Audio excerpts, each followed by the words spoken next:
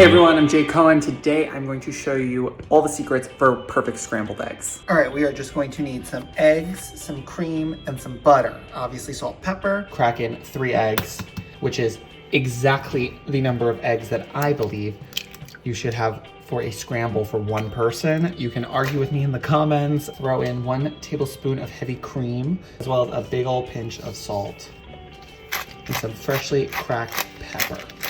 I'm just going to whisk this up until it is smooth. I want it completely combined, no streaks of white.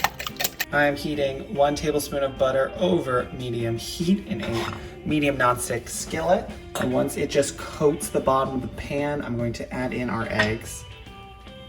I want to keep that little bit of cold butter in because that's going to emulsify in and make your eggs super rich and luscious.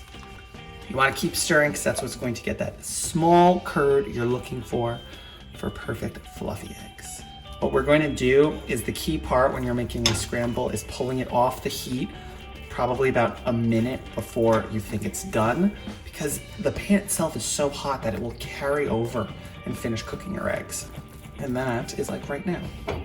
This would be the part if I wanted to add in like parm or cheddar. And there we go, perfect scrambled eggs.